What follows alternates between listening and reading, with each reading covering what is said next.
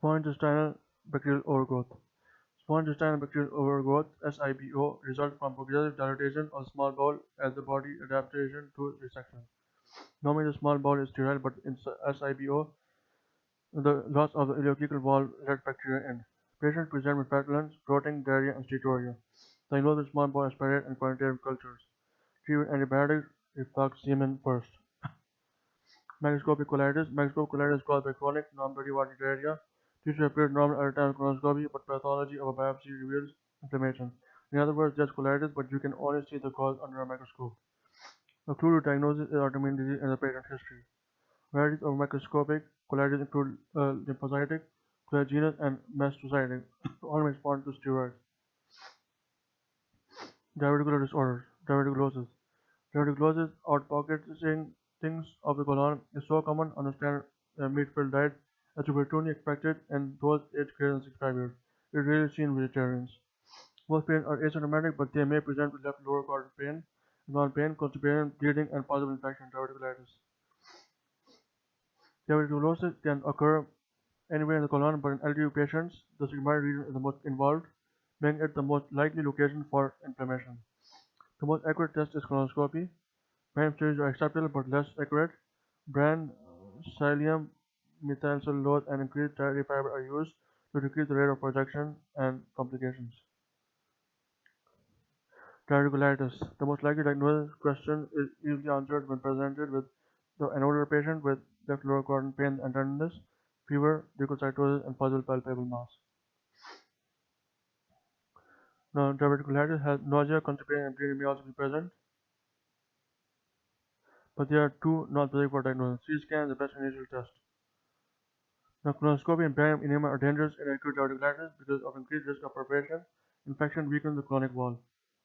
Patients with acute diverticulitis should not be fed. The treatment for the first bout of diverticulitis is medical if there are no complications warranting surgery. Treatment is antibiotics that cover the E. coli and anaerobes present in the bowel.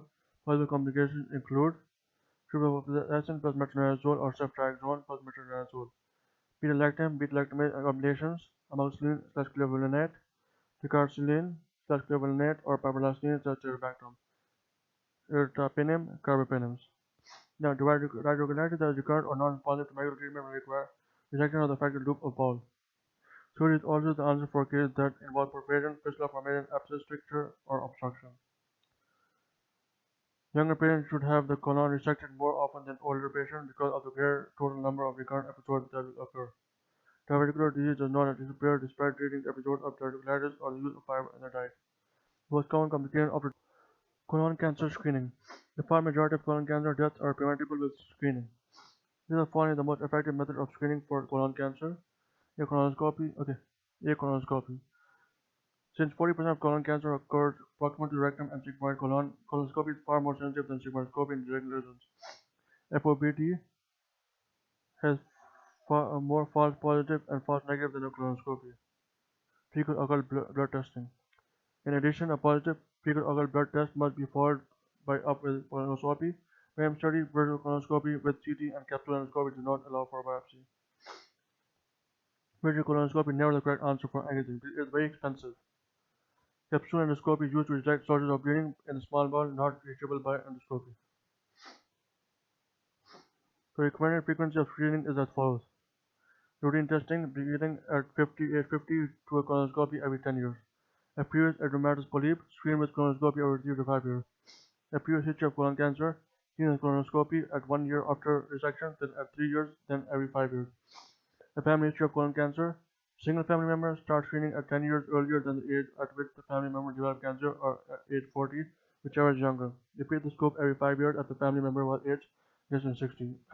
3 family members, 2 generations, 1 premature, age less than 50, hereditary non-polyposis colon cancer syndrome, SNPCC, start screening at age 25 with colonoscopy every 1 to 2 years. Familial adenomatous polyposis, FAP. Beginning at age 12 to a sphingomyeloscopy every year. FAP, the presence of thousands of polyps, is identified with an abnormal genetic test known as the adenomatous polyposis coli APC test. Anticoagulation in colonoscopy. Stop NOACs 1 day before colonoscopy. Restart them after the day after colonoscopy. If colonoscopy is on Tuesday, skip Monday dose and start on Wednesday. Here NOAC. Stop warfarin 3 to 5 days before colonoscopy. With the shortest period of time off warfarin in patients with metal heart valves.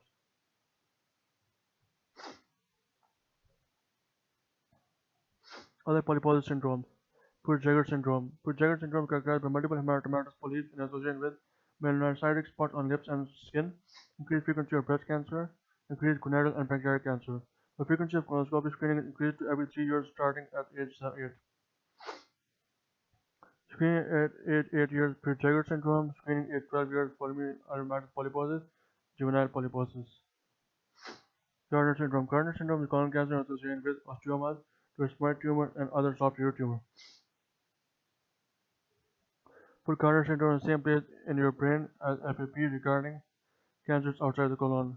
It is similar to FAP in its long-term risk of colon cancer and greater incidence of cancer of the thyroid, pancreas, and small bowel than familial adenomatous polyposis.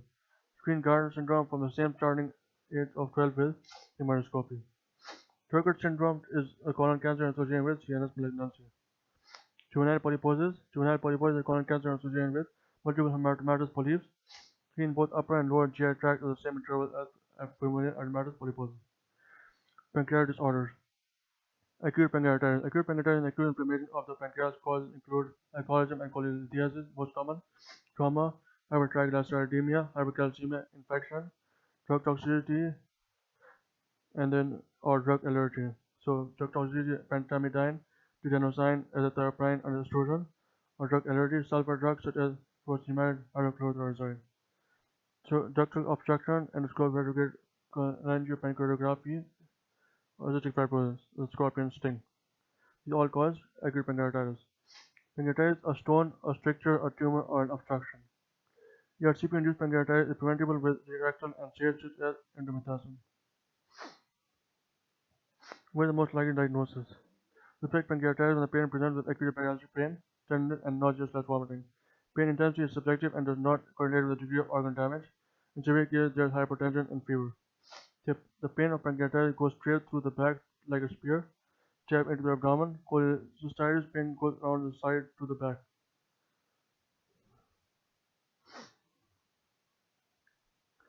Which of the following is associated with the worst prognosis in pancreatitis? Answer D. Low calcium. Severe pancreatic damage decreases lipase production and leading to fat malabsorption in the gut.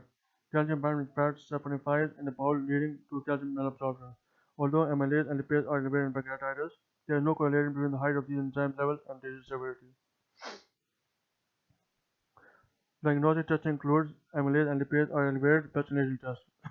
CT scan or MRI, most specific test, also detect cirrhosis. Disease severity strongly correlated with the degree of necrosis seen on CT scanning. Needle biopsy is indispensable for determining the presence of infection in those who have extensive necrosis, greater than 30% necrosis. High triglycerides can falsely decrease amylase levels.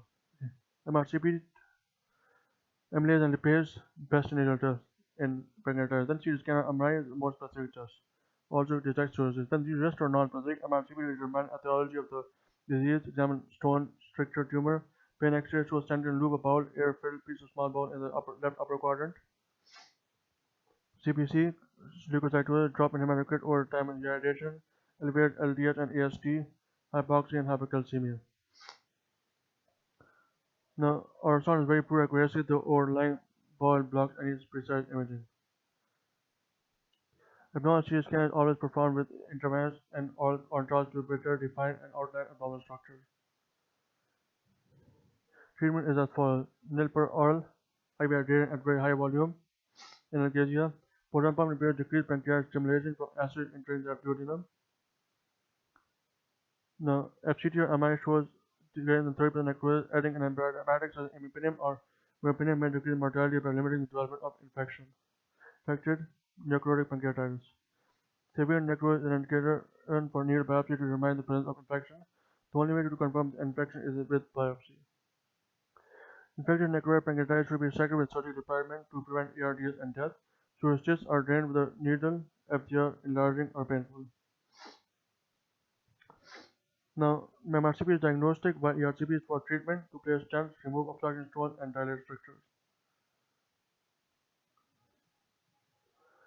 Autoimmune IgG4-related pancreatitis is a pancreatitis without the usual causes but with a unique feature of ANA and rheumatoid factor. Symptomatic IgG4-related pancreatitis presents as a patient with recurrent jaundice, weight loss, and abdominal pain. Upon CT shows an enlarged sausage-shaped pancreas and serum IgG4 level is elevated. The key diagnosis is the absence of significant alcohol intake or stones. Biopsy have done to exclude pancreatic cancer, so as lymphocytic and plasma cell infiltrates. Now, the biopsy will show lymphocytic and plasma cell infiltrates. IgG4-related pancreatitis is associated with Sjogren syndrome, autoimmune thyroiditis, interstitial nephritis, and sclerosing cholangitis. Treatments give a robust response. Surgery is a wrong answer. Autoimmune pancreatitis is usually confused with pancreatic cancer.